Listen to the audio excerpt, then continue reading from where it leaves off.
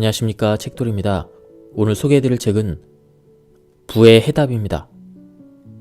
저자는 존 아사라프, 머레이 스미스, 그리고 출판사는 RHK 코리아입니다.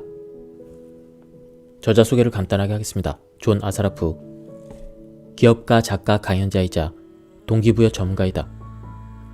유년 시절 겪은 교통사고로 프로농구 선수의 꿈을 접어야 했다.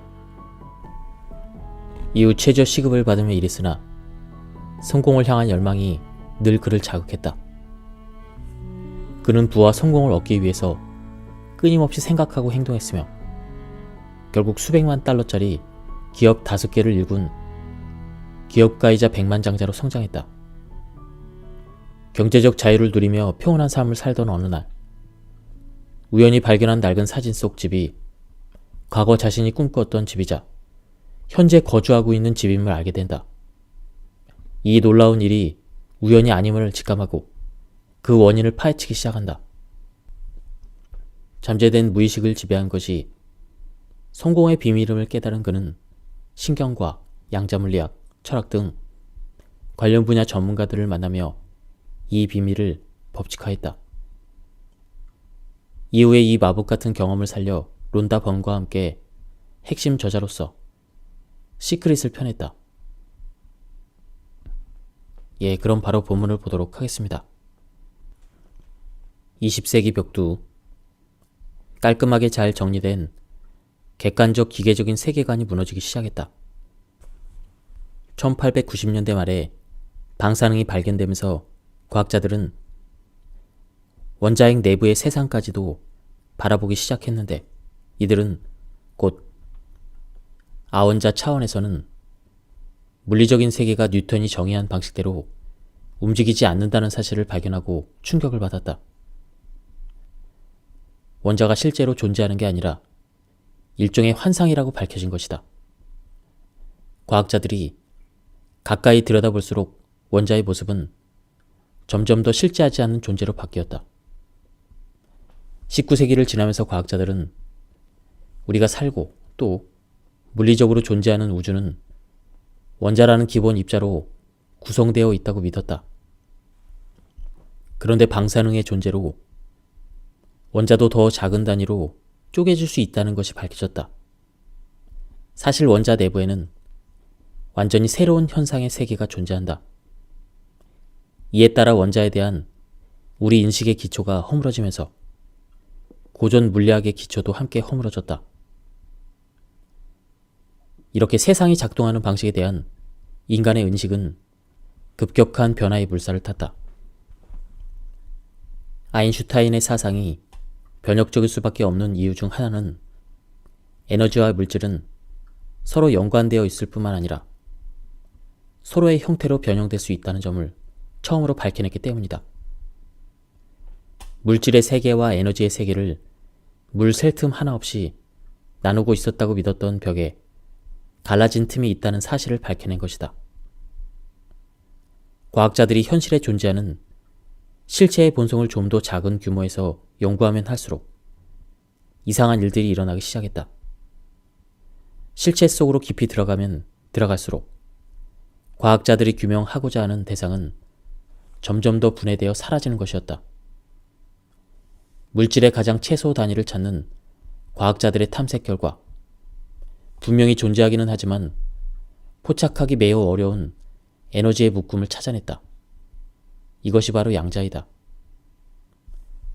아인슈타인이 발견한 귀중한 진리는 한마디로 모든 것은 에너지이다라고 요약할 수가 있다. 바위, 행성, 컵에 담긴 물, 사람의 손, 그리고 사람이 만지고 맛보고 냄새를 맡을 수 있는 모든 것, 이 모든 것들은 분자로 구성되어 있으며 분자는 다시 원자로, 원자는 다시 양성자와 전자로, 중성자로, 이것들은 다시 진동하는 에너지로 구성되어 있다. 물리학자들이 발견한 객관적인 진리는 우리 모두가 꿈에 그리던 일을 해서 늘 바라던 인생을 창조하는 방식과 직접적으로 관련이 있다. 모든 것은 에너지라는 사실, 다시 말해서 우리가 사물과 에너지가 절대적으로 구분되지 않는다는 사실을 알고 나면 물리적인 세상과 우리의 정신적인 세상 사이에 존재하는 경계선은 허물어지고 만다. 보어와 하이젠베르크는 아원자 입자들의 수수께끼 같은 행동들을 연구했다. 원자의 중심부를 깊이 들여다보면 더는 쪼갤 수 없는 최소 단위인 이원자 입자들이 굉장히 혼란스럽고 복잡하다는 사실을 깨달았다. 이 원자의 입자들이 가능성이 작은 다발들과 같다는 사실을 깨달은 것이다. 각각의 아원자 입자는 고정적이고 안정된 물질로 존재하는 것이 아니라 다양한 여러 가능성 가운데 하나의 잠재적인 상태로 존재하는 것으로 비춰졌다. 아원자 차원에서 실체는 고정된 물질로 구성하는 것이 아니라 가능성의 여러 장들로 구성된다. 어떤 물질 그 자체가 아니라 그 물질이 변할 수 있는 여러 가지의 가능성으로서 존재한다는 말이다. 특이한 현상은 또 있었다. 관찰하는 행동 그 자체가 이 입자의 행동에 영향을 미친다는 사실이 드러나는 것이다. 과학자들이 어떤 전자를 찾을 때마다 그 전자는 나타나곤 했다. 그것도 관찰자가 기대하던 바로 그 위치에 나타났다. 그리고 관찰하는 사람이 과학자가 아니라 버스 운전사였어도 결과는 마찬가지였다. 그런데 더욱 기괴할 정도로 놀라운 사실은 실험자가 입자를 상대로 어떤 의도를 가지기만 해도, 다시 말해서 실험자가 실질적으로 어떤 행동을 취하지 않았음에도 그 입자는 실험자의 의도에 따라서 반응했다. 과학자들은 꾸준하게 원자와 아원자를 탐구했다. 그리고는 마침내 자신들이 혼란스럽기 그지없는 현상을 관찰하고 있다는 사실을 깨달았다. 그리고 이것에 영점장이라는 이름을 붙였다. 이것을 다르게 표현하면 에너지가 비롯되는 미분화 상태의 바다는 순수한 의식의 바다처럼 보인다. 물리적인 세상에 존재하는 모든 것은 원자로 만들어졌다. 원자는 에너지로 만들어졌다. 그리고 에너지는 의식으로 만들어졌다. 생각은 모든 것이 비롯된 원천이다. 또한 당신의 생각은 당신의 일과 삶이 비롯되는 원천이다. 생각은 우주에서 가장 강력한 힘이다. 우리의 생각은 우리가 각자의 삶을 살면서 주장하고 창조하는 모든 것을 통제한다. 생각이 물질을 앞선다. 내가 손을 대서 성공했던 여러 개의 사업이나 내가 늘 갖고 싶었던 멋진 집을 결국은 사게 되었던 것도 바로 생각이 물질보다 앞섰기 때문에 가능한 일이었다. 그리고 나 외에도 수많은 사람들이 이런 전략과 전술로서 사업을 했기 때문에 나와 마찬가지로 성공했다. 내가 거둔 성공은 처음에 하나의 그림이나 사진에서 출발했다. 내 마음속에 존재하는 생각으로 출발했다. 그리고 나도 모르는 사이에 나는 그 생각 안에서 살고 있었다. 사람이 하는 생각은 다른 것과 뚜렷하게 구분되는 특정 주파수를 발산한다. 이 주파수는 마치 잔잔한 호수에 던진 돌멩이가 파문을 일으키듯 양자 우주에서 어떤 반응을 유도한다. 당신에게 어떤 일이 일어났다고 치자. 어떤 일이 일어나든 그 일은 임의적으로 일어나지 않는다. 당신이 하는 사업에서 일어나는 어떤 사건은 당신의 생각이 반영되어 나타난 것이다. 당신이 하는 행동들과 이 행동들을 하게 된 당신의 생각이 메아리가 되어 되돌아온 것이 바로 그 사건이다. 많은 사람들에게 이것은 매우 매력적이고 도전적인 법칙이다. 본인에게 모든 권리가 주어지기 때문이다. 이 원칙을 끌어안는다는 것, 그것은 삶에서 일어나는 모든 것에 대해서 다른 사람이나 환경을 탓하지 않는다는 뜻이다. 뒤집어서 말하면 자기 주변의 환경이나 자기에게 일어난 사건들을 스스로 통제할 수 있는 놀랍고도 어마어마한 능력이 자기 자신에게 있다는 뜻이다. 하는 일이 번창하는 사람에게는 피해의식이 끼어들 여지가 없다. 피해의식과 기억과 정신이라는 두 개의 정신 상태는 결코 양립할 수가 없다. 기업가라는 단어는 어떤 일의 근원, 새로운 일을 시작하는 사람을 가리키는 프랑스 말에서 비롯되었다. 어떤 사업을 일으키고 성공적으로 꾸며나가려면, 그리고 궁극적으로 인생의 승리자가 되려면 자기 자신이 결과가 아니라 원인이 되겠다는 강력한 의지가 필요하다. 어떤 사람이 부르는 노랫소리가 충분히 크고 또박또박하기만 하면 소리굽새를 진동시키고 심지어 유리잔을 깰 수도 있는데, 이와 마찬가지로 어떤 사람이 하는 생각이 충분히 강하고 분명하기만 하면 물질적인 현실 세계에서 어떤 일들이 일어나게 할 수가 있다. 선명하며 확고한 단 하나의 생각이 제국 전체를 무너뜨릴 수도 있다. 이것을 간디가 보여주었다. 마찬가지로 당신이 선명하고 확고한 생각들을 가지고 있을 경우 당신은 소망하던 일들을 이룰 수가 있다. 공명의 법칙은 특정한 주파수 안에 있는 에너지는 비슷한 주파수 안에 있는 다른 모든 에너지 형태와 공명한다는 뜻이다. 끌어당김의 법칙은 한마디로 원인과 결과의 공명 현상이라고 할 수가 있다. 사람이 하는 생각들은 이 생각들과 동일한 형태나 무늬를 가진 사건들과 환경들을 만들어낸다. 이 사건들과 환경들은 그 생각들과 공명한다. 사람이 마음속으로 어떤 생각을 하면 그 사람의 됨됨이도 그렇게 된다.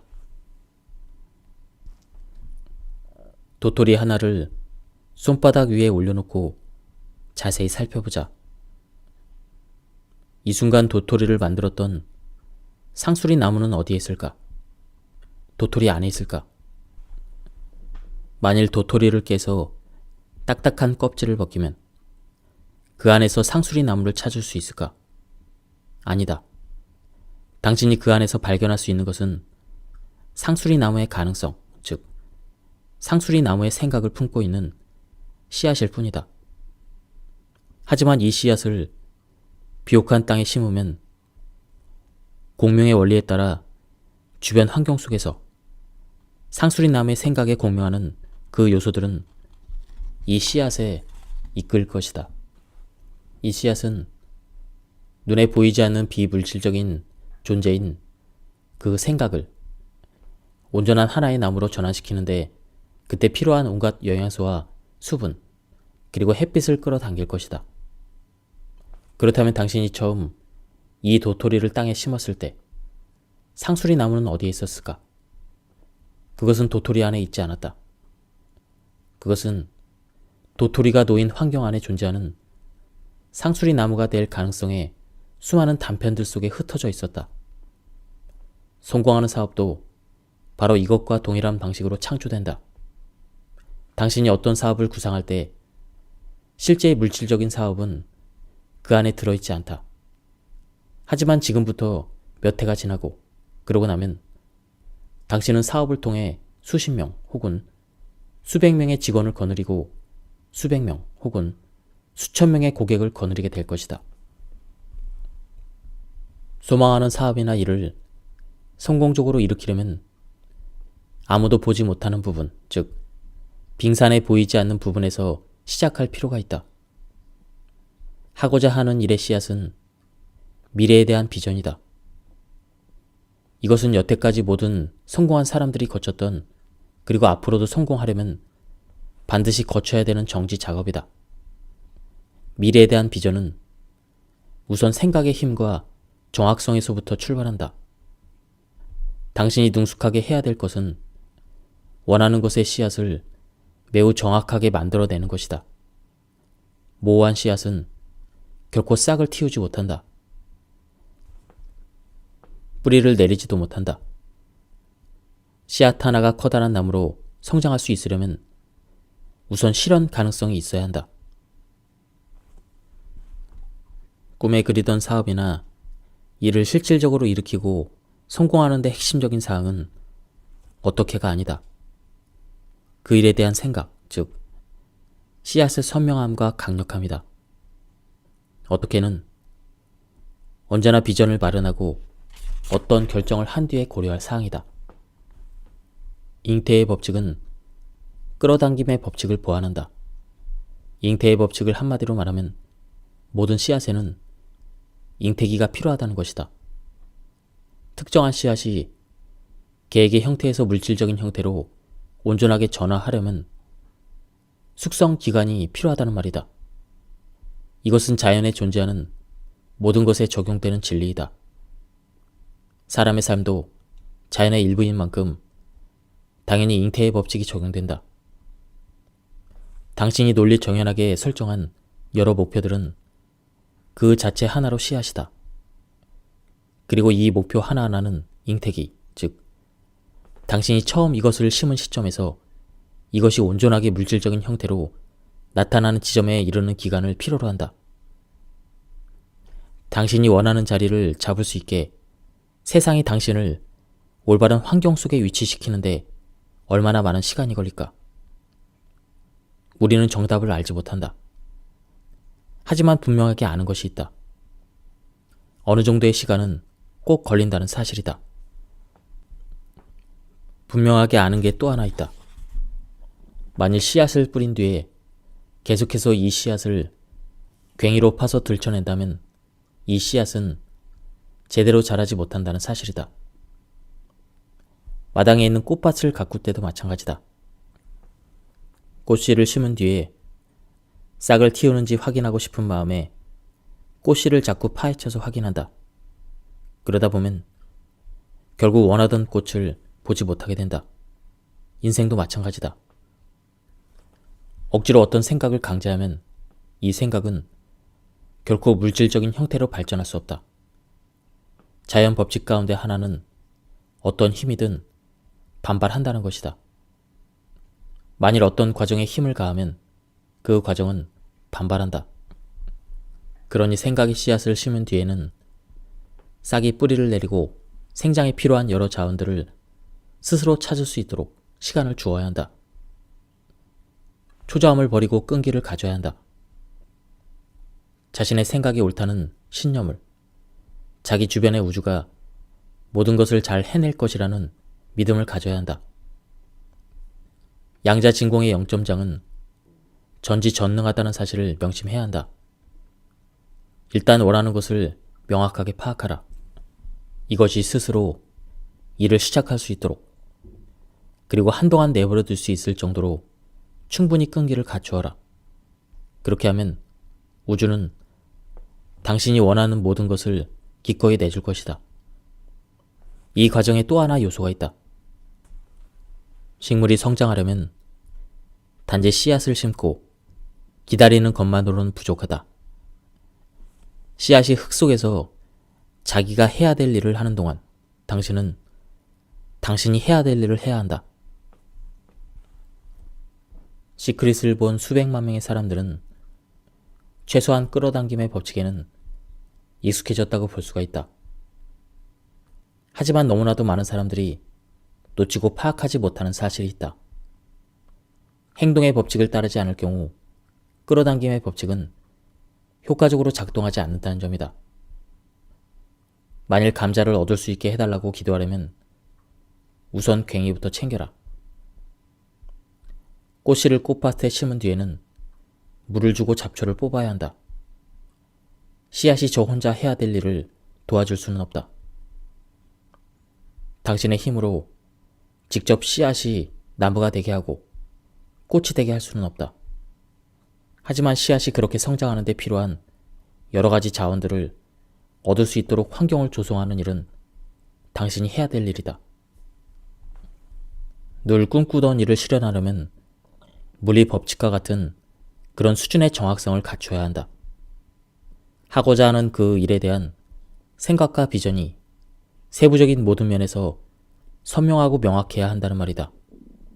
바로 여기에서 끌어당김의 법칙의 핵심에 있는 가장 결정적인 개념인 집중이 등장한다. 당신은 돋보기로 햇빛을 모아서 낙엽에 쏜다. 어떤 일이 일어날까? 낙엽에 불이 붙을 것이다.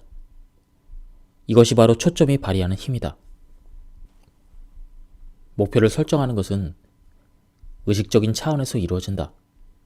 하지만 목표를 달성하는 것은 정신적이며 무의식적인 행동이다.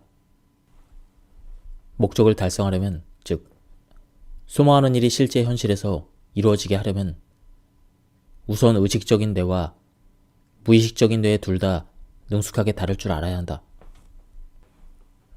목표가 거대하다고 해서 저절로 커다란 성과가 나오지 않는다. 커다란 성과를 내는 것은 거대한 목표 뒤에 놓여 있다. 그것은 바로 당신의 개인적인 동기, 즉 당신을 추동시키는 힘이다. 이것은 어쩌면 다른 사람들과 관련이 있을 수도 있다. 어쩌면 당신에게 의지하는 사람일 수도 있다. 당신의 아이들, 배우자, 그리고 동업자. 또 어쩌면 당신 스스로 단호하고 확고한 결심을 했을 수도 있다. 하지만 무엇이든 간에 동기는 우리가 당신의 이유라고 부르는 것이다. 왜 당신이 그렇게 설정한 여러 목표들을 달성하고자 하는지 명료하게 아는 것은 그 목표들을 달성하는 데 상당히 중요하다.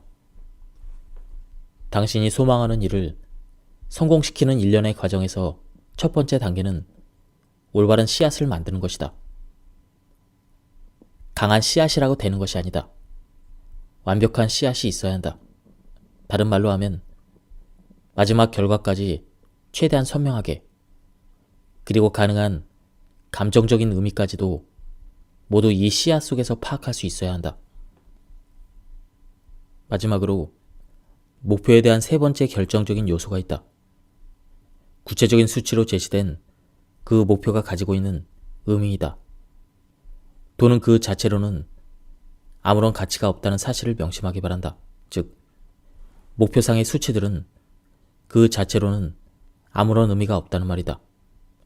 그런데도 사람들은 흔히 글로 작성한 목표를 효율적이고 강력한 힘으로 만드는 결정적인 어떤 연결점을 무시한다. 예를 들어서 어떤 사람이 순자산 50만 달러와 연간 총소득 20만 달러를 목표로 설정했다고 치자. 이것이 실질적으로 의미하는 것은 무엇일까? 그 자체로는 아무런 의미가 없다. 어떤 의미를 부여하기 전에는 아무것도 아니다. 의미를 부여하는 일은 아주 단순한 질문 하나로 가능하다. 그것이 내게 무엇을 가져다 줄 것인가? 만일 당신이 연간 총소득 5만 달러 혹은 50만 달러 또 혹은 500만 달러의 목표를 달성했을 때 이 돈은 당신에게 어떤 것을 가져다 줄 것인가? 새로 입주하는 아파트일 수도 있고, 아이들의 교육비일 수도 있고, 노후 대책일 수도 있고, 혹은 배우자를 지긋지긋한 일에서 해방시키는 일일 수도 있다. 30일간의 두뇌 재조정. 오래전 나사에서는 매혹적인 실험 하나를 했다. 나사는 실험 대상자들에게 특수 제작한 안경을 쓰게 했다. 눈에 비치는 모든 상이 180도 뒤집혀 보이는 안경이었다. 실험에 참가한 사람들은 하루 24시간 내내 이 안경을 착용했다. 처음에 사람들은 극단적인 스트레스와 불안에 휩싸였다. 그런데 실험이 시작된 지 27일째, 한 사람에게 놀라운 일이 일어났다. 그의 눈에 비친 세상이 다시 원래대로 돌아갔던 것이다. 여전히 이 안경을 쓰고 있음에도 거꾸로 뒤집혀 보이던 세상이 다시 똑바로 보이기 시작했다. 도대체 어떻게 된 것일까? 낯선 정보가 26일에서 30일 동안 계속 입력되자 뇌가 신경회로의 배선을 새로 조종했다. 시각 및 공각 인식 체제가 정상적인 것을 180도 뒤집어서 인식하도록 했던 것이다. 새로운 지각 정보가 25일에서 30일 동안 지속적으로 주입될 때 무의식적인 뇌는 이 새로운 환경에 적응해야 함을 인정하고 이 새로운 환경을 정상적인 상태라고 여긴다는 말이다. 그렇다면 필자인 우리들은 어떤 결론을 내렸을까? 무의식적인 뇌가 새로운 결정사항을 받아들여 인정할 수 있도록 하려면 약 30일 동안 두뇌 재조정 기법들을 꾸준하게 실시해야 된다는 게 우리가 내린 결론이다. 두뇌 조정 제6단계 1단계 수정처럼 선명한 새로운 비전을 세워라. 2단계 비전을 큰 소리로 선언하고 강력한 자기 확신을 가져라. 3단계 긍정적인 기억을 이용하여 뇌 속의 신경회로를 바꿔라. 4단계 신경회로 변경을 위한 재료를 준비하라. 즉 비전보드, 청각 자료 등이다. 5단계 날마다 하루에 3번 30분씩 명상으로 무의식을 훈련하라. 6단계 신경공학 기술들을 활용해 비전을 각인하라. 오디오 영상, 잠재의식 소프트웨어를 이용해서 비전을 각인하라. 1단계 새로운 비전을 세워라. 우선 당신 인생에 강력한 재정적인 비전을 세워라. 여기에서는 4장에서 언급했던 3가지 요소, 즉 순자산, 연간 총수입, 그리고 연간 총 기부액을 포함시켜야 한다. 당신이 달성하고자 하는 것이 무엇인지 100% 확실히 알아야 한다. 반복. 반복은 간단하다. 어떤 행동을 단 한 차례만 해서는 그 행동을 습관으로 만들지 못한다. 동일한 행동을 여러 차례 반복해야만 그 행동이 습관으로 굳어진다. 걷는 법을 익히고 말하는 법을 익히고 구구단을 외우는 건 모두 반복을 통해서 이루어진다. 반복은 습관을 낳는다. 생각의 습관도 마찬가지로 반복을 낳는다.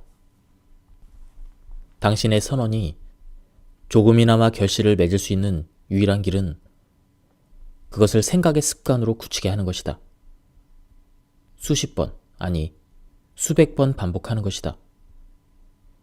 두뇌 재조정이 발휘하는 막강한 힘이 실천 방법의 탁월함에서 나오는 것이 아니라 날마다 꾸준하게 실천하는 반복에서 나오는 것도 바로 이 때문이다.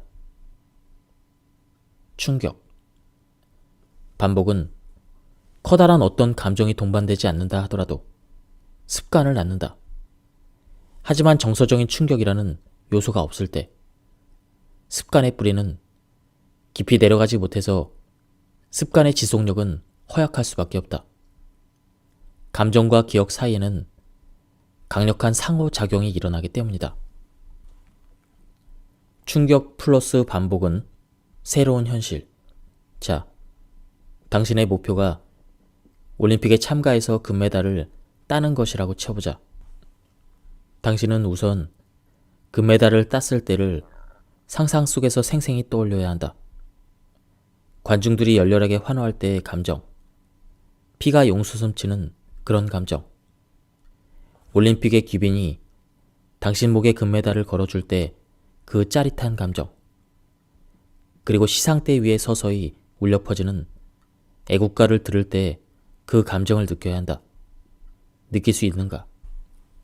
이 모든 감정을 아주 구체적으로 생생하게 상상할 때 마치 금메달을 목에 걸고 전 세계가 지켜보는 가운데 실제로 시상대 위에 서 있을 때와 마찬가지로 그렇게 강렬하고 효과적으로 그런 경험을 경험하고 당신의 무의식적인 마음에 각인시킨다. 그것을 생생하게 그리고 지속적으로 자주 반복해라. 그러면 머지않아서 당신은 올림픽 금메달 리스트가 된 자기 자신을 상상하는 것에서 멈추지 않고 실제로 그렇게 되어 있을 것이다. 더 나아가 당신은 금메달 리스트가 하는 그 행동을 하고 금메달 리스트가 하는 그만큼의 연습을 할 것이다. 금메달 리스트처럼 살면서 금메달 리스트가 끌어당기는 주변 환경들 역시 끌어당길 것이다. 당신이 어떤 것을 영상적으로 상상하면 당신이 성취하고자 하는 그것과 직접 연결이 되는 신경망이 뇌 속에서 실제로 생성된다. 당신의 청사진을 실제 현실로 구현할 수 있도록 필요한 자원들을 끌어당기는 씨앗이 만들어진다. 간단한 진리다. 씨앗이 없으면 나무도 없다. 나무를 원하는가? 그렇다면 씨앗을 만들어라. 영성적으로 상상하는 것이야말로 제대로 된 씨앗을 만드는 방법이다. 2단계. 강력한 자기 확신을 가져라. 선명한 비전을 세웠다면 이제 매 순간 이 비전이 반드시 실현될 것이라고 믿어야 한다. 2단계는 결정적이라고 할 정도로 중요하다. 왜일까? 새로운 비전을 인식하려고 노력하면서도 이 비전과 반대되는 낡은 믿음들을 여전히 가지고 있다면 당신은 앞뒤가 맞지 않는 그 믿음에 더욱 혼란스러워질 것이기 때문이다. 어머니가 아이에게 입으로는 너를 사랑한단다 이렇게 말하지만 두 팔을 허리띠에 올려붙이고 목소리는 짜증과 분노가 가득 묻어있다. 이 상반되는 메시지들 속에서 아이는 어떤 메시지를 선택할까? 그렇다. 말이 아니다. 어떤 사람이 하는 말이 그 사람의 동작이나 감정, 분위기, 믿음 등과 일치하지 않을 때 그 사람이 하는 말은 언제나 거짓이다. 의식적인 뇌와 무의식적인 뇌 사이의 관계도 똑같다. 의식적인 뇌가 전하는 메시지와 무의식적인 뇌가 진실이라고 믿는 메시지가 서로 다를 때 어느 쪽이 이길 것 같은가? 의식과 무의식 사이의 갈등이 있을 때는 언제나 무의식이 이긴다. 효과적으로 자기 확신을 할 수 있는 글을 쓸 때 가장 중요한 점은 대담하고 선명하고 긍정적이어야 하며 아울러 현재 시제를 유지해야 된다는 점이다.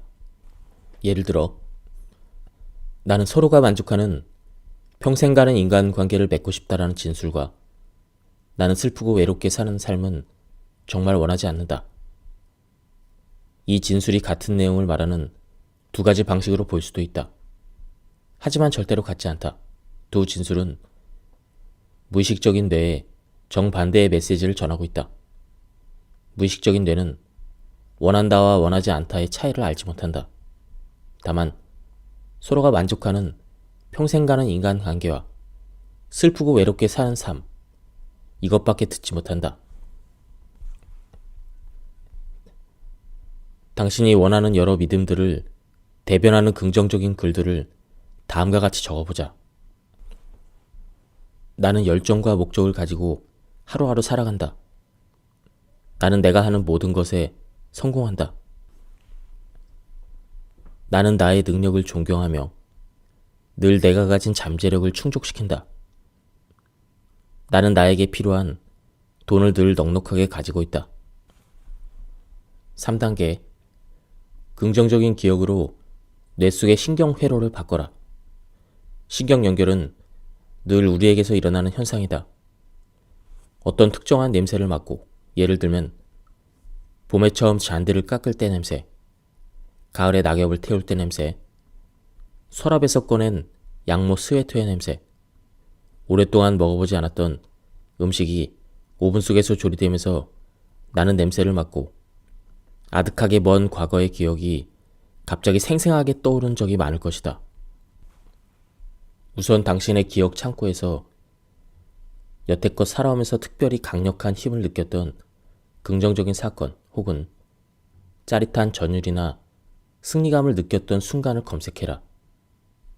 당신이 찾는 것은 뇌 속에 이미 존재하는 신경 문의이다. 이 신경 문의는 고착성, 즉 어떤 생각이 들어올 수 있는 강력한 감정을 가지고 있다.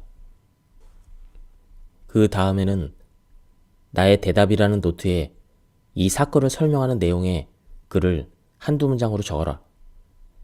나중에 필요할 때 당신이 이 사건으로 쉽게 들어갈 수 있게 하기 위해서이다. 자, 그럼 이제 눈을 감고 잠시 그때의 사건을 다시 한번 떠올려보라. 당신이 무엇을 보는지, 듣는지, 냄새를 맡는지, 어떤 촉감을 느끼는지, 요컨대 무엇을 경험하는지 자세히 관찰하라. 모두 마쳤으면 어떤 인상을 받았는지 간략하게 정리하라. 굳이 문법적으로 완성된 문장이 아니어도 된다.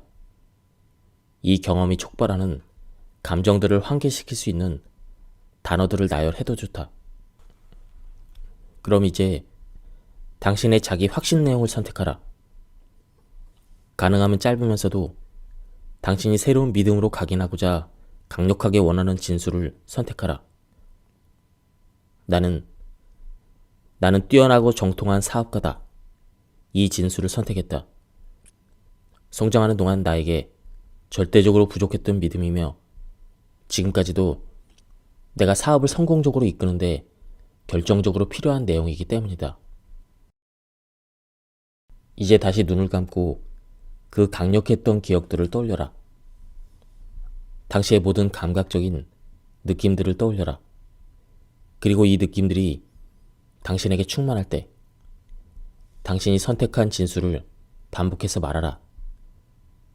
소리를 내어도 좋고 마음속으로만 말해도 좋다. 어떤 일이 일어날까? 실제로 일어난 사건이든 아니면 마음속에서만 일어난 사건이든 어떤 사건이 강력한 감정을 환기시키면 뉴런이 시냅스 간극을 뛰어넘을 때 신경 전달 물질과 함께 단백질이 방출된다. 그리고 그 결과 이 사건은 신경 회로와 결합이 되는데 이 결합의 강도는 이 사건이 중성적인 생각이나 기억일 때보다 더 강력하다. 당신이 이 강력한 사건을 떠올려서 과거의 감정에 젖어들면 단백질은 다시 한번 더 강력하게 방출된다. 당신이 새로운 자기 확신 내용을 그 사건에 접합시킬 때 그 생각을 기존의 이 신경회로에 물리적으로 강하게 묻게 된다는 말이다.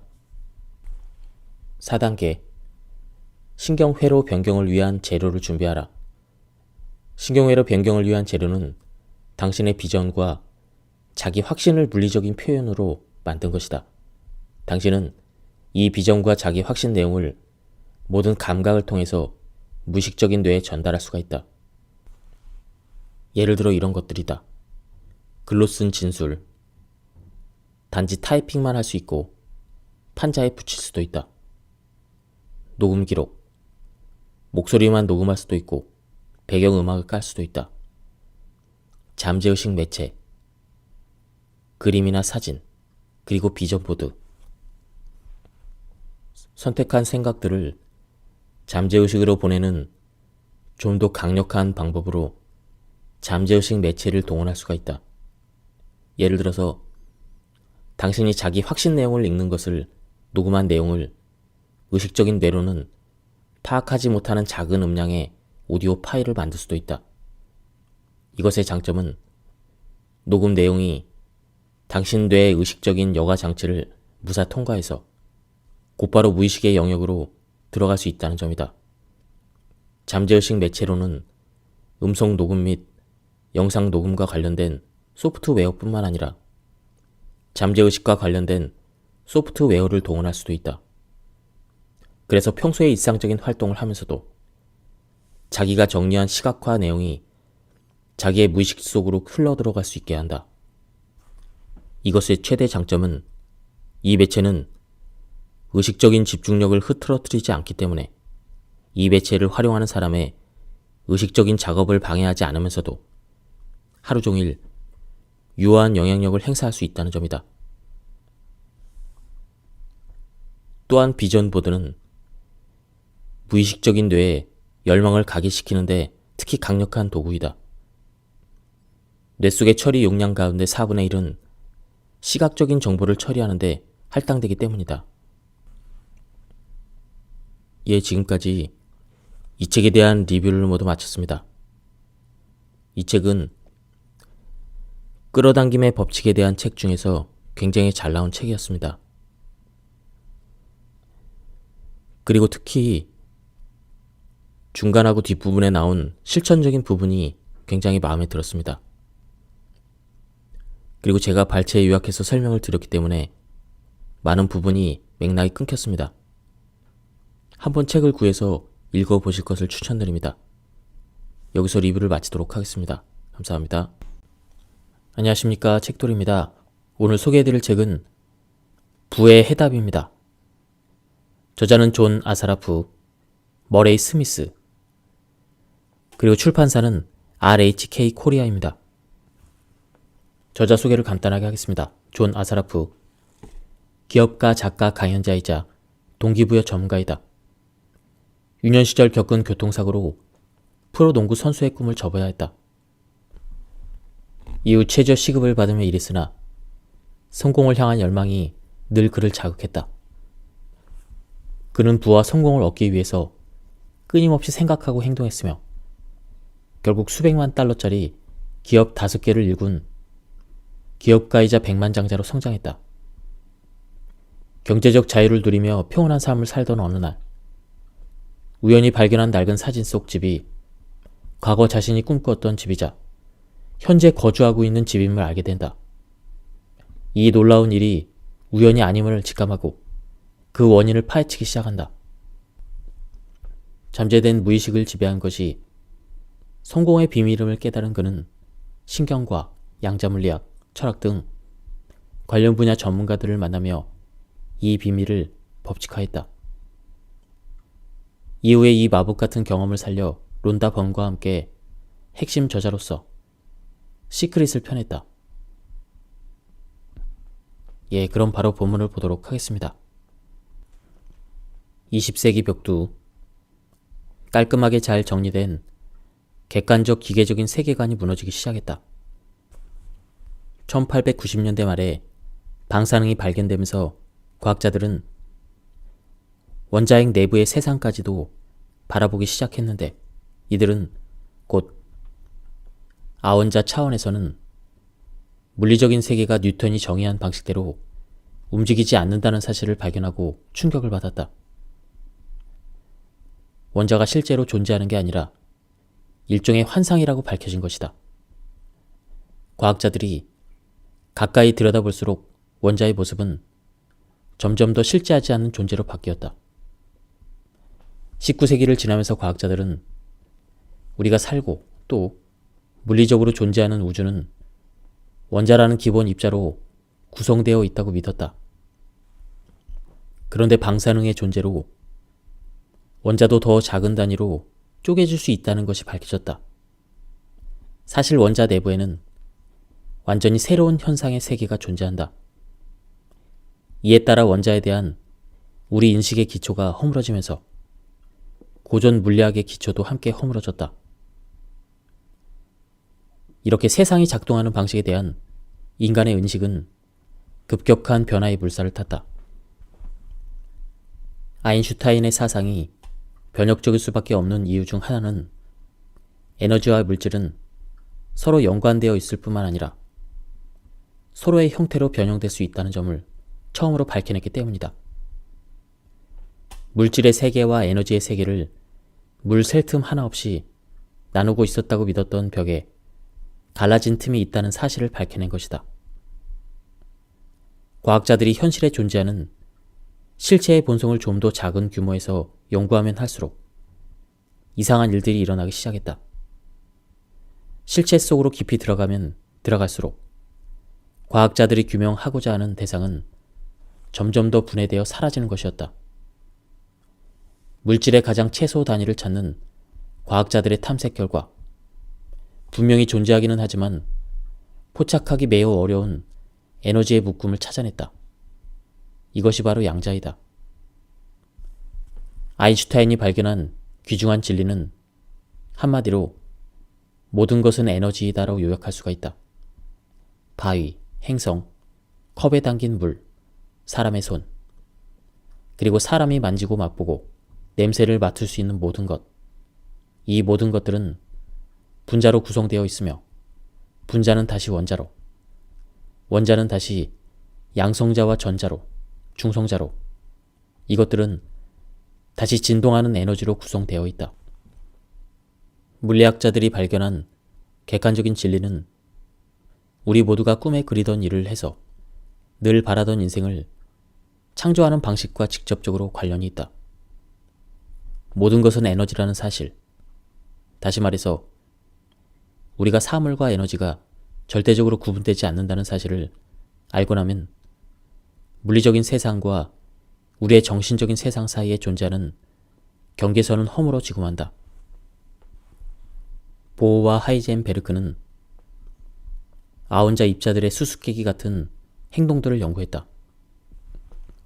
원자의 중심부를 깊이 들여다보면 더는 쪼갤 수 없는 최소 단위인 이원자 입자들이 굉장히 혼란스럽고 복잡하다는 사실을 깨달았다. 이 원자의 입자들이 가능성이 작은 다발들과 같다는 사실을 깨달은 것이다. 각각의 아원자 입자는 고정적이고 안정된 물질로 존재하는 것이 아니라 다양한 여러 가능성 가운데 하나의 잠재적인 상태로 존재하는 것으로 비춰졌다. 아혼자 차원에서 실체는 고정된 물질로 구성하는 것이 아니라 가능성의 여러 장들로 구성된다. 어떤 물질 그 자체가 아니라 그 물질이 변할 수 있는 여러 가지의 가능성으로서 존재한다는 말이다. 특이한 현상은 또 있었다. 관찰하는 행동 그 자체가 이 입자의 행동에 영향을 미친다는 사실이 드러나는 것이다. 과학자들이 어떤 전자를 찾을 때마다 그 전자는 나타나곤 했다. 그것도 관찰자가 기대하던 바로 그 위치에 나타났다. 그리고 관찰하는 사람이 과학자가 아니라 버스 운전사였어도 결과는 마찬가지였다. 그런데 더욱 귀계할 정도로 놀라운 사실은 실험자가 입자를 상대로 어떤 의도를 가지기만 해도, 다시 말해서 실험자가 실질적으로 어떤 행동을 취하지 않았음에도 그 입자는 실험자의 의도에 따라서 반응했다. 과학자들은 꾸준하게 원자와 아혼자를 탐구했다. 그리고는 마침내 자신들이 혼란스럽기 그지없는 현상을 관찰하고 있다는 사실을 깨달았다. 그리고 이것에 영점장이라는 이름을 붙였다. 이것을 다르게 표현하면 에너지가 비롯되는 미분화 상태의 바다는 순수한 의식의 바다처럼 보인다. 물리적인 세상에 존재하는 모든 것은 원자로 만들어졌다. 원자는 에너지로 만들어졌다. 그리고 에너지는 의식으로 만들어졌다. 생각은 모든 것이 비롯된 원천이다. 또한 당신의 생각은 당신의 일과 삶이 비롯되는 원천이다. 생각은 우주에서 가장 강력한 힘이다. 우리의 생각은 우리가 각자의 삶을 살면서 주장하고 창조하는 모든 것을 통제한다. 생각이 물질을 앞선다. 내가 손을 대서 성공했던 여러 개의 사업이나 내가 늘 갖고 싶었던 멋진 집을 결국은 사게 되었던 것도 바로 생각이 물질보다 앞섰기 때문에 가능한 일이었다. 그리고 나 외에도 수많은 사람들이 이런 전략과 전술로서 사업을 했기 때문에 나와 마찬가지로 성공했다. 내가 거둔 성공은 처음에 하나의 그림이나 사진에서 출발했다. 내 마음속에 존재하는 생각으로 출발했다. 그리고 나도 모르는 사이에 나는 그 생각 안에서 살고 있었다. 사람이 하는 생각은 다른 것과 뚜렷하게 구분되는 특정 주파수를 발산한다. 이 주파수는 마치 잔잔한 호수에 던진 돌멩이가 파문을 일으키듯 양자 우주에서 어떤 반응을 유도한다. 당신에게 어떤 일이 일어났다고 치자. 어떤 일이 일어나든 그 일은 임의적으로 일어나지 않는다. 당신이 하는 사업에서 일어나는 어떤 사건은 당신의 생각이 반영되어 나타난 것이다. 당신이 하는 행동들과 이 행동들을 하게 된 당신의 생각이 메아리가 되어 되돌아온 것이 바로 그 사건이다. 많은 사람들에게 이것은 매우 매력적이고 도전적인 법칙이다. 본인에게 모든 권리가 주어지기 때문이다. 이 원칙을 끌어안는다는 것, 그것은 삶에서 일어나는 모든 것에 대해서 다른 사람이나 환경을 탓하지 않는다는 뜻이다. 뒤집어서 말하면 자기 주변의 환경이나 자기에게 일어난 사건들을 스스로 통제할 수 있는 놀랍고도 어마어마한 능력이 자기 자신에게 있다는 뜻이다. 하는 일이 번창하는 사람에게는 피해의식이 끼어들 여지가 없다. 피해의식과 기억과 정신이라는 두 개의 정신 상태는 결코 양립할 수가 없다.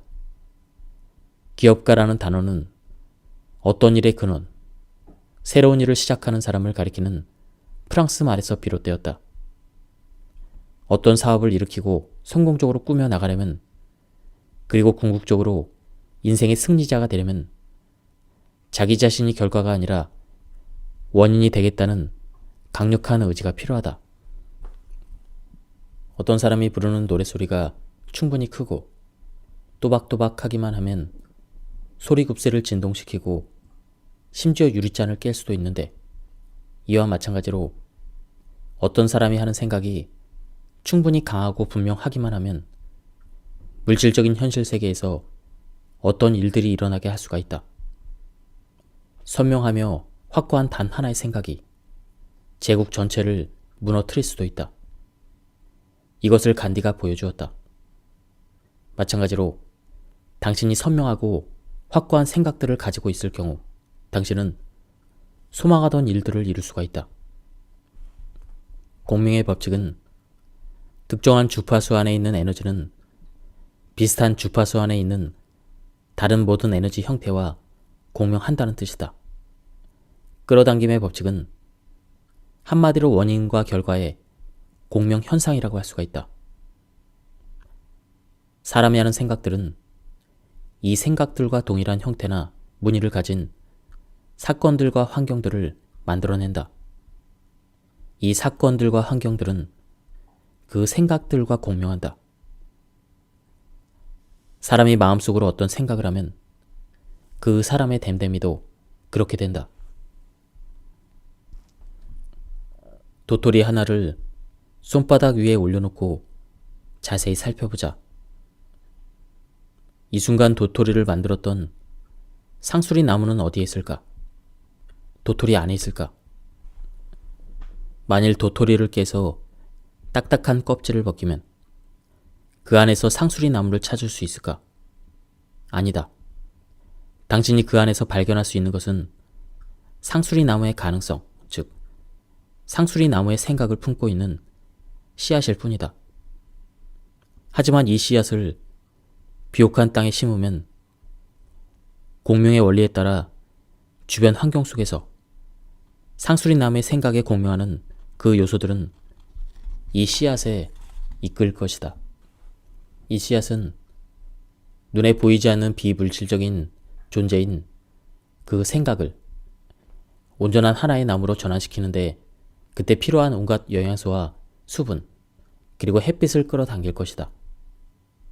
그렇다면 당신이 처음 이 도토리를 땅에 심었을 때 상수리 나무는 어디에 있었을까? 그것은 도토리 안에 있지 않았다. 그것은 도토리가 놓인 환경 안에 존재하는 상수리 나무가 될 가능성의 수많은 단편들 속에 흩어져 있었다. 성공하는 사업도 바로 이것과 동일한 방식으로 창조된다. 당신이 어떤 사업을 구상할 때 실제의 물질적인 사업은 그 안에 들어있지 않다. 하지만 지금부터 몇 해가 지나고 그러고 나면 당신은 사업을 통해 수십 명 혹은 수백 명의 직원을 거느리고 수백 명 혹은 수천 명의 고객을 거느리게 될 것이다. 소망하는 사업이나 일을 성공적으로 일으키려면 아무도 보지 못하는 부분, 즉 빙산에 보이지 않는 부분에서 시작할 필요가 있다. 하고자 하는 일의 씨앗은 미래에 대한 비전이다. 이것은 여태까지 모든 성공한 사람들이 거쳤던, 그리고 앞으로도 성공하려면 반드시 거쳐야 되는 정지 작업이다. 미래에 대한 비전은 우선 생각의 힘과 정확성에서부터 출발한다. 당신이 능숙하게 해야 될 것은 원하는 것의 씨앗을 매우 정확하게 만들어내는 것이다. 모호한 씨앗은 결코 싹을 틔우지 못한다. 뿌리를 내리지도 못한다. 씨앗 하나가 커다란 나무로 성장할 수 있으려면 우선 실현 가능성이 있어야 한다. 꿈에 그리던 사업이나 이를 실질적으로 일으키고 성공하는 데 핵심적인 사항은 어떻게가 아니다. 그 일에 대한 생각, 즉 씨앗의 선명함과 강력함이다. 어떻게는 언제나 비전을 마련하고 어떤 결정을 한 뒤에 고려할 사항이다.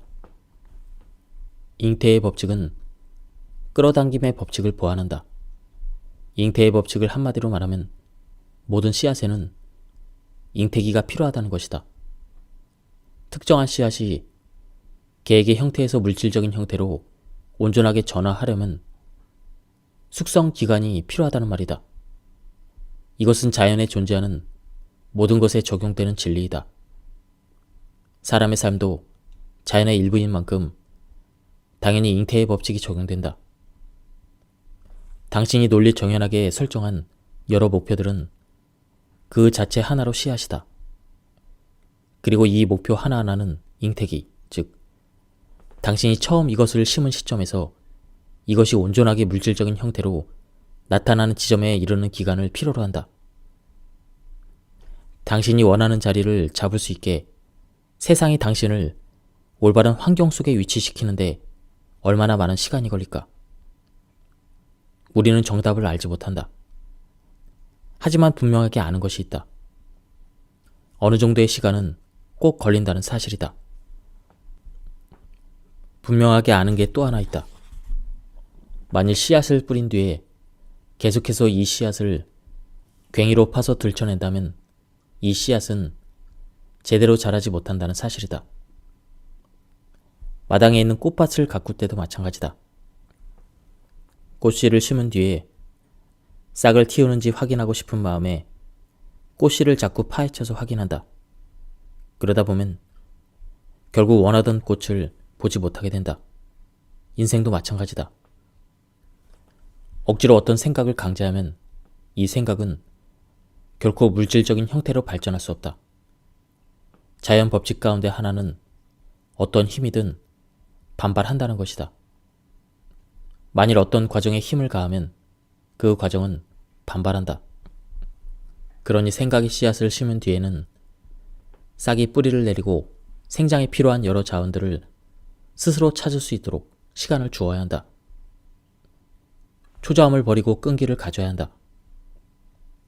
자신의 생각이 옳다는 신념을, 자기 주변의 우주가 모든 것을 잘 해낼 것이라는 믿음을 가져야 한다. 양자진공의 영점장은 전지전능하다는 사실을 명심해야 한다. 일단 원하는 것을 명확하게 파악하라. 이것이 스스로 일을 시작할 수 있도록, 그리고 한동안 내버려 둘 수 있을 정도로 충분히 끈기를 갖추어라. 그렇게 하면 우주는 당신이 원하는 모든 것을 기꺼이 내줄 것이다. 이 과정에 또 하나 요소가 있다. 식물이 성장하려면 단지 씨앗을 심고 기다리는 것만으로는 부족하다. 씨앗이 흙 속에서 자기가 해야 될 일을 하는 동안 당신은 당신이 해야 될 일을 해야 한다. 시크릿을 본 수백만 명의 사람들은 최소한 끌어당김의 법칙에는 익숙해졌다고 볼 수가 있다. 하지만 너무나도 많은 사람들이 놓치고 파악하지 못하는 사실이 있다. 행동의 법칙을 따르지 않을 경우 끌어당김의 법칙은 효과적으로 작동하지 않는다는 점이다. 만일 감자를 얻을 수 있게 해달라고 기도하려면 우선 괭이부터 챙겨라. 꽃씨를 꽃밭에 심은 뒤에는 물을 주고 잡초를 뽑아야 한다. 씨앗이 저 혼자 해야 될 일을 도와줄 수는 없다. 당신의 힘으로 직접 씨앗이 나무가 되게 하고 꽃이 되게 할 수는 없다. 하지만 씨앗이 그렇게 성장하는 데 필요한 여러 가지 자원들을 얻을 수 있도록 환경을 조성하는 일은 당신이 해야 될 일이다. 늘 꿈꾸던 일을 실현하려면 물리 법칙과 같은 그런 수준의 정확성을 갖춰야 한다. 하고자 하는 그 일에 대한 생각과 비전이 세부적인 모든 면에서 선명하고 명확해야 한다는 말이다.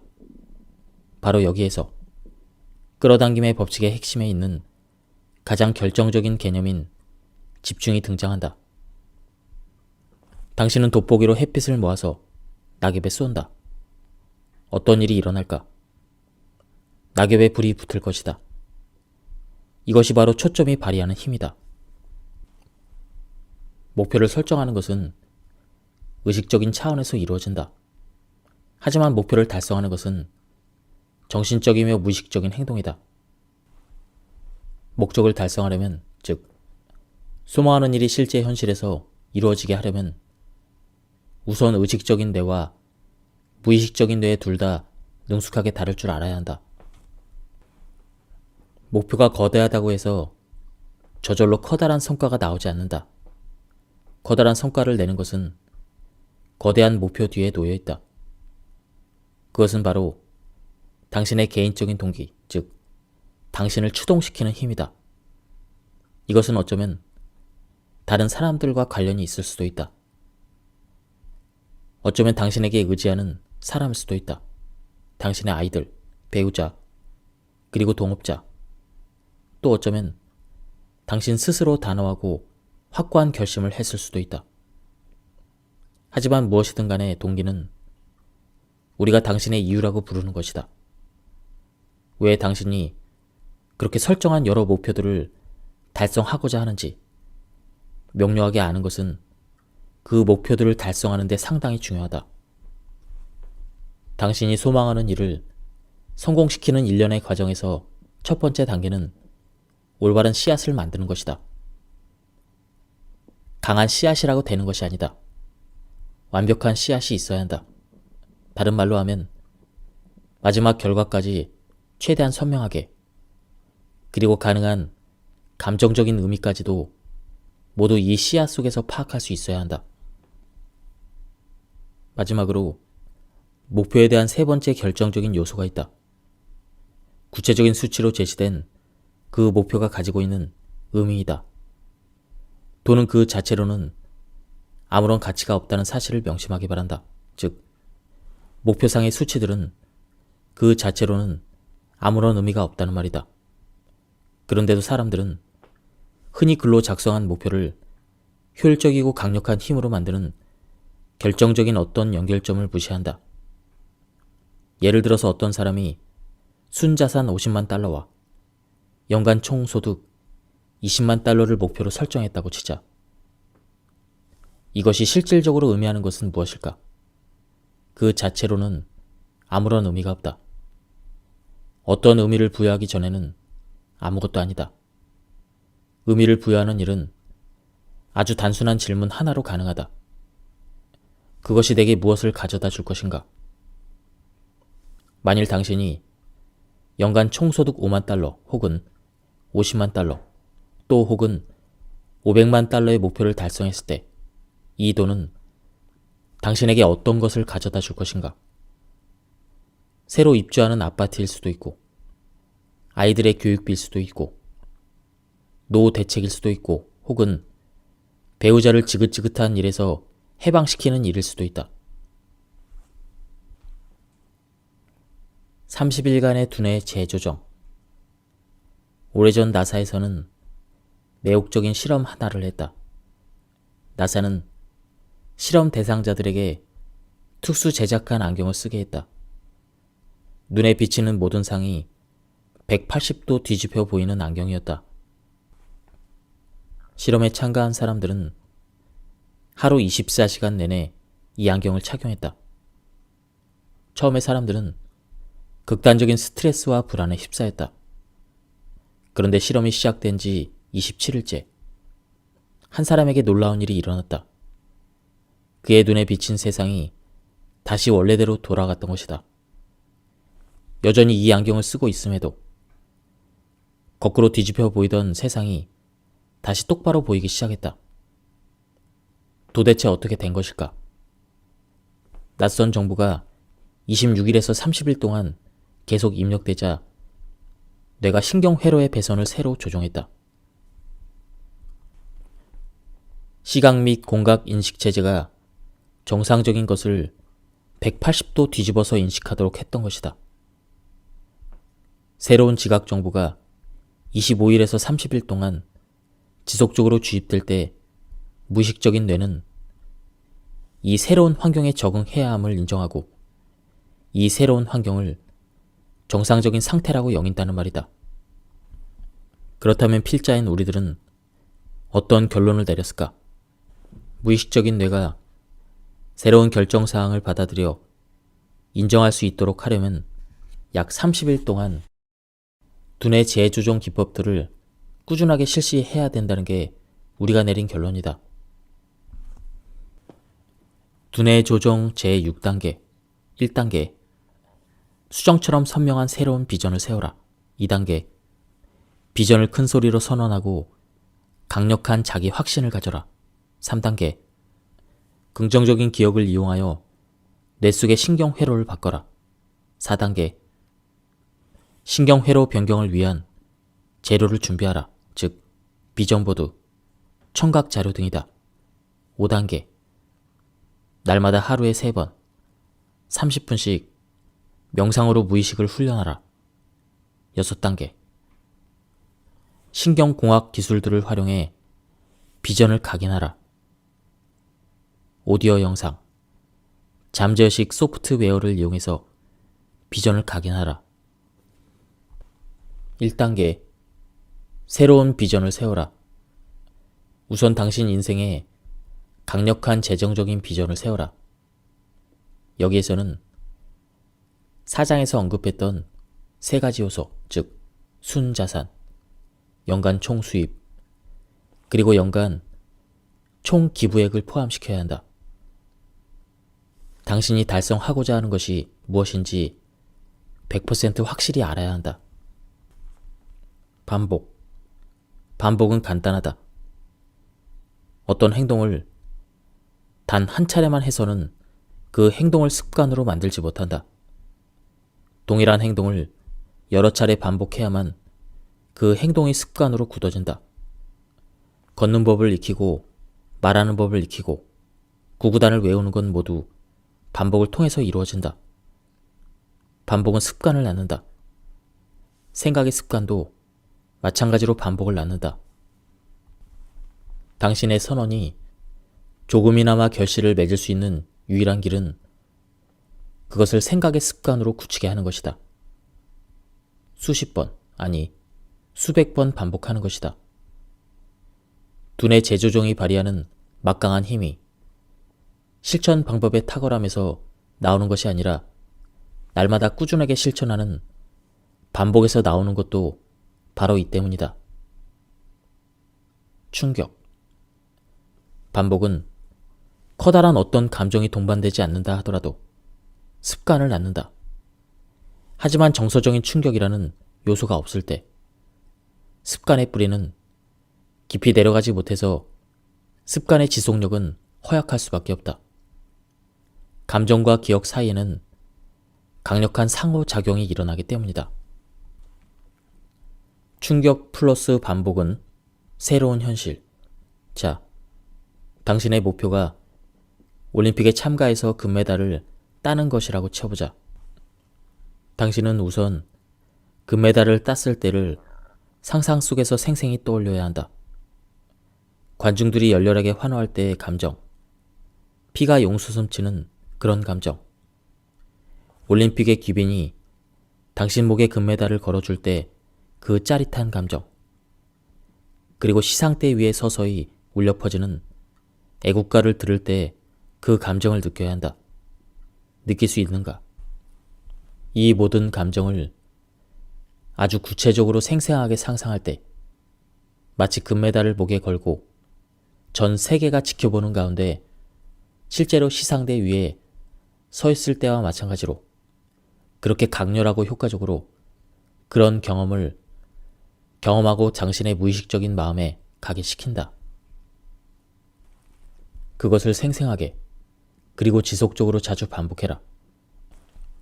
그러면 머지않아서 당신은 올림픽 금메달리스트가 된 자기 자신을 상상하는 것에서 멈추지 않고 실제로 그렇게 되어 있을 것이다. 더 나아가 당신은 금메달리스트가 하는 그 행동을 하고 금메달리스트가 하는 그만큼의 연습을 할 것이다. 금메달리스트처럼 살면서 금메달리스트가 끌어당기는 주변 환경들 역시 끌어당길 것이다. 당신이 어떤 것을 영상적으로 상상하면 당신이 성취하고자 하는 그것과 직접 연결이 되는 신경망이 뇌 속에서 실제로 생성된다. 당신의 청사진을 실제 현실로 구현할 수 있도록 필요한 자원들을 끌어당기는 씨앗이 만들어진다. 간단한 진리다. 씨앗이 없으면 나무도 없다. 나무를 원하는가? 그렇다면 씨앗을 만들어라. 영성적으로 상상하는 것이야말로 제대로 된 씨앗을 만드는 방법이다. 2단계.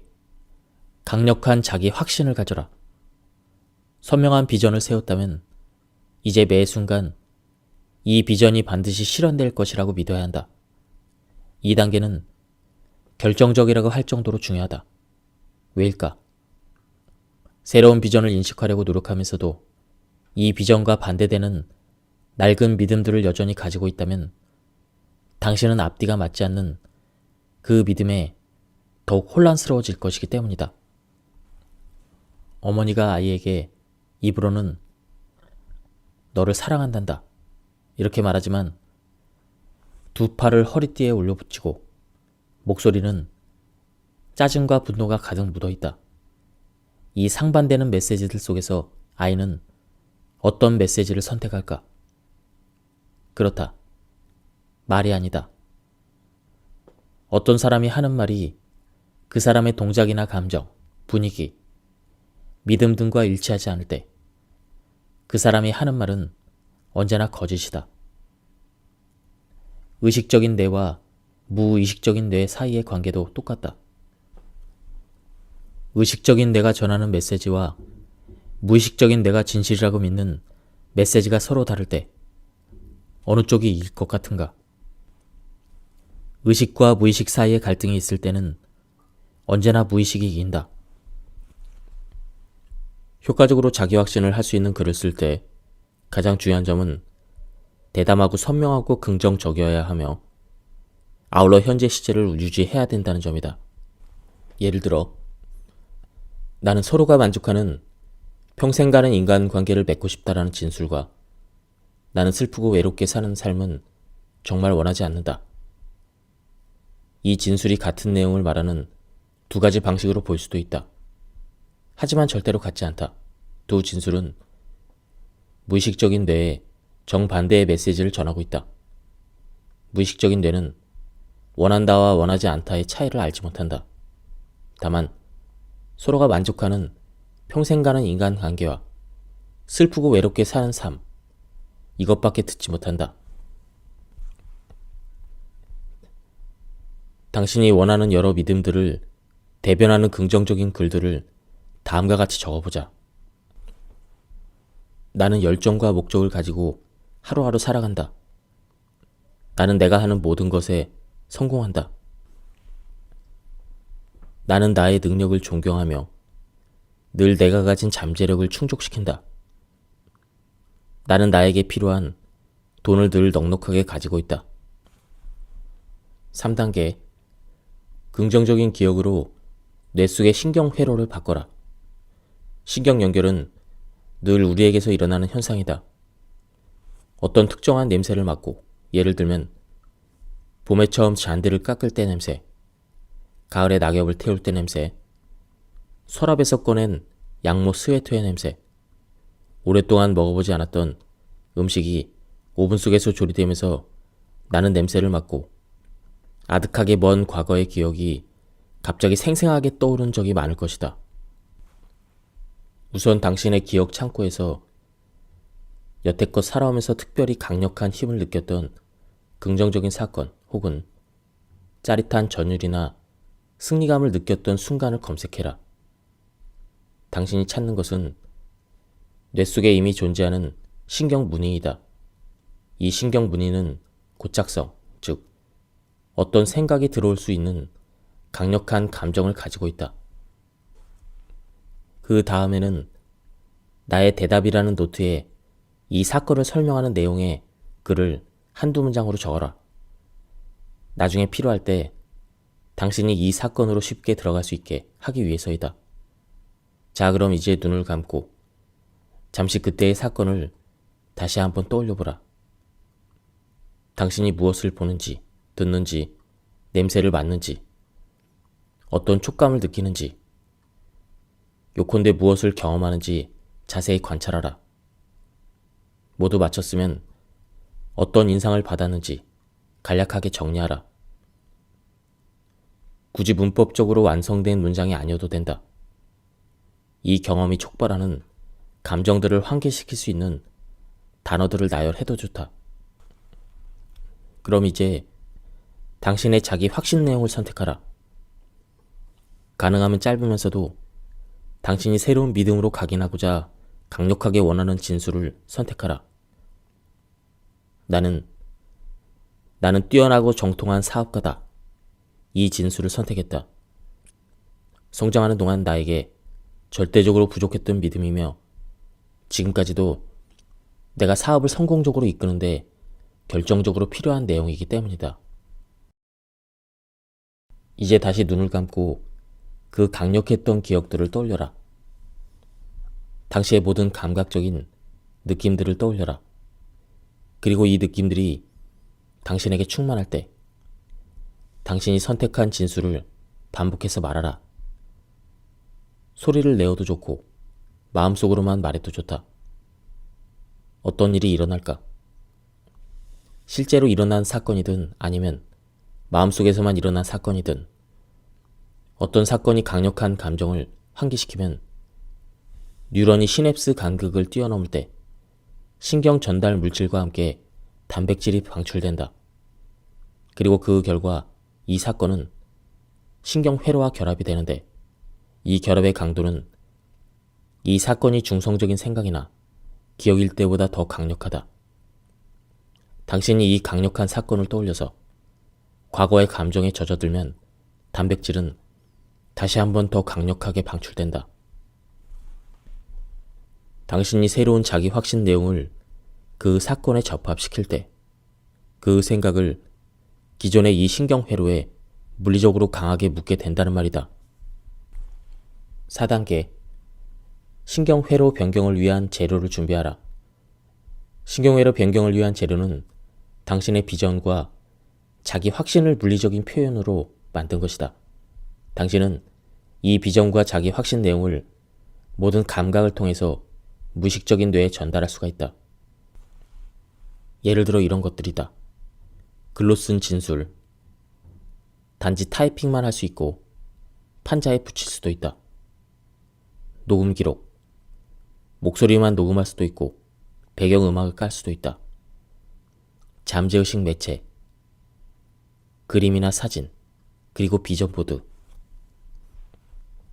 선택한 생각들을 잠재의식으로 보내는 좀 더 강력한 방법으로 잠재의식 매체를 동원할 수가 있다. 예를 들어서 당신이 자기 확신 내용을 읽는 것을 녹음한 내용을 의식적인 뇌로는 파악하지 못하는 작은 음량의 오디오 파일을 만들 수도 있다. 이것의 장점은 녹음 내용이 당신 뇌의 의식적인 여가 장치를 무사 통과해서 곧바로 무의식의 영역으로 들어갈 수 있다는 점이다. 잠재의식 매체로는 음성 녹음 및 영상 녹음과 관련된 소프트웨어뿐만 아니라 잠재의식과 관련된 소프트웨어를 동원할 수도 있다. 그래서 평소에 일상적인 활동을 하면서도 자기가 정리한 시각화 내용이 자기의 무의식 속으로 흘러들어갈 수 있게 한다. 이것의 최대 장점은 이 매체는 의식적인 집중력을 흐트러뜨리지 않기 때문에 이 매체를 활용하는 사람의 의식적인 작업을 방해하지 않으면서도 하루 종일 유효한 영향력을 행사할 수 있다는 점이다. 또한 비전 보드는 무의식적인 뇌에 열망을 각인시키는데 특히 강력한 도구이다. 뇌 속의 처리 용량 가운데 4분의 1은 시각적인 정보를 처리하는데 할당되기 때문이다.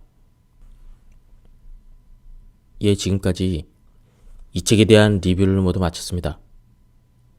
이 책은 끌어당김의 법칙에 대한 책 중에서 굉장히 잘 나온 책이었습니다. 그리고 특히 중간하고 뒷부분에 나온 실천적인 부분이 굉장히 마음에 들었습니다. 그리고 제가 발췌에 요약해서 설명을 드렸기 때문에 많은 부분이 맥락이 끊겼습니다. 한번 책을 구해서 읽어보실 것을 추천드립니다. 여기서 리뷰를 마치도록 하겠습니다. 감사합니다.